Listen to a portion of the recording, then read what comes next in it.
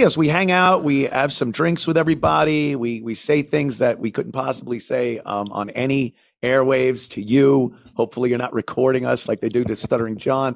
But yeah. Some guy actually went to one of John's gigs with this giant microphone.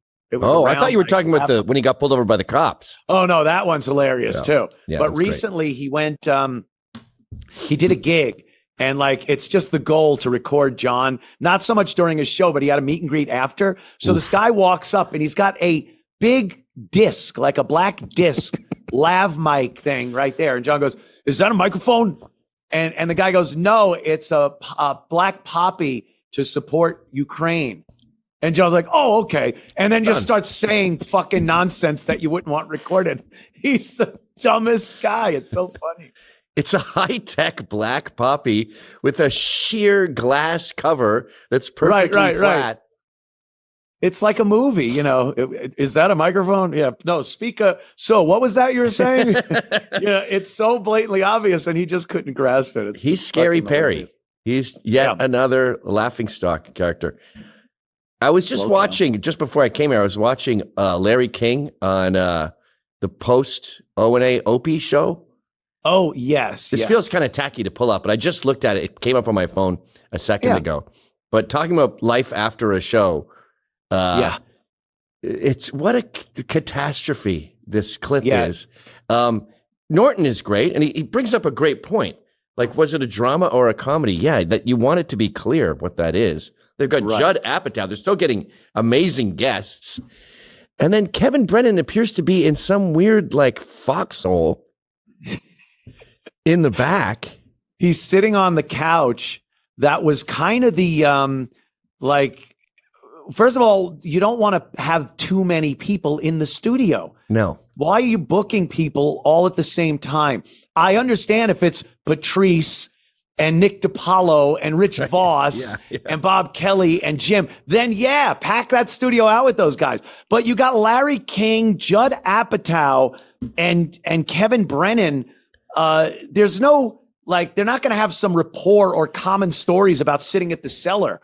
You know, it's just going to be disjointed, obnoxious. And is this a comedy, a drama? Is it a serious interview show? Or, you have what the fuck is going on? Peter Sellers, Steve Jobs, and Tanya Harding crammed into a room with fucking Gino. What is happening? Yeah.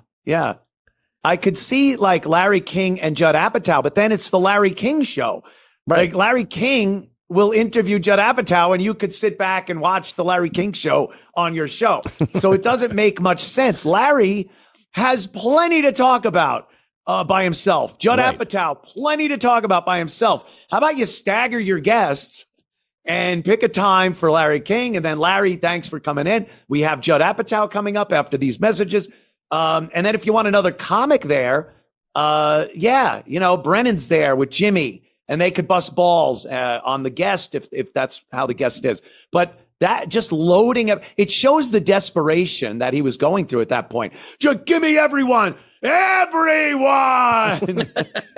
just wants to load the studio up to try to hide himself, that he can't do this, or also show that I'm not a loser and it wasn't Anthony. I'm still incredibly popular. Look at all the guests I can get. Right. So you think this was Opie's decision?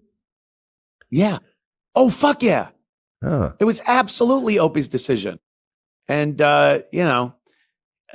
he thought again that this Opie show could be vindication for him. Like, oh, I'm not the funny one. I'm the board op. I'm the guy, the straight man. Watch me go without the anchor that was Anthony Cumia.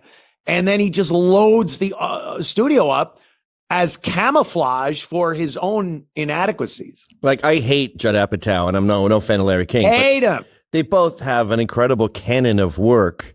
They could just and they're there promoting something. So you could just sort of sit back. It's a good relaxing it for an interviewer. Yes. Ask a couple questions. What it was like for you starting out. And did you ever think you'd make it here? Some generic, stupid People magazine question. And then just enjoy yourself. Let them go. Larry King has had so many celebrity and political guests, and he's got stories, like great stories about that. He sat there with Marlon Brando, and and you bring him in with Judd Apatow and fucking Kevin Brennan. Even Larry's like, what is this? What am I doing? Yeah. Can you play the clip, Sean? I said, I don't know if you dug that clip up on your own, though. I sent it to you last minute. Cumia, I think it's called. And you just see Jim doing a good job and everyone else confused.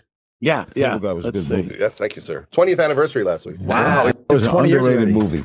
You know what I liked about that movie? It really didn't know what it was. Was it a comedy? Was it a comedy or was it a drama? It was disturbing. Yeah. Did I feel sorry for Matthew Broderick? Or was I glad it was happening to him? Exactly. Although you never want to hear, was it a comedy or was it a drama? That's never good. Was it a porn or a biopic? Some films like, why don't you keep quiet? Jesus, Opie, you think it's your show? He's Opie. Close enough. You know what's funny? I was smart enough to keep quiet. You want to know something funny? Yeah. You look like an Opie. I know. You look like he has no idea who they are. There are some movies. No. But then why do we owe China so much money? He was just, he probably did 5 shows before he even stepped into that show. And he was probably doing another 5 more around the studios. And it's just, who are you? Who are you? Who are you young people? You young upstarts, you Opies and Jims. Yeah. You kids. Let me tell you kids about the broadcasting business. Who the fuck? What did Brennan mean by, why do we owe China so much money? There's so many Opies. Was that a pun? I don't get it. I don't get it either. Why do we owe China so much money? See, I'm confused even from watching that clip 13 times today. I'm confused. Yeah, that's what that was. But I get to have Jimmy on my show Sunday, though, because I'll be live, like I said, in New York. And this Sunday, Jim will be joining me for the entire 3 hours of the Anthony Cumia show Sunday on WABC and its assorted affiliates. Well, you know what you should do? You should consider trying to get Larry King and Judd Apatow in the studio, too. Yeah. Of course. And a few others, maybe. I don't know. Kevin Brennan. Get Brennan on there.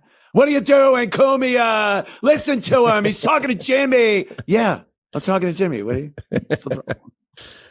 Mental patient. What are you, MAGA? You're MAGA? MAGA. I know what time it is. I know you're all MAGA. You cops. That cop should have dragged him out of that fucking car and made him go through a sobriety test. It must have been the end of his shift, and he had it, because that wasn't a normal person. They were either really psychologically damaged, which I think he is, or drunk. Or under the influence of something. Drag him out. Follow my finger. Fucking hold your leg up for 30 seconds. But he just maybe was a rookie, and he was just like, this might be a setup. I don't want to fuck this up. Why are you talking crazy? Internal affairs. Yeah, I'm internal affairs. I might be able to call me something bad.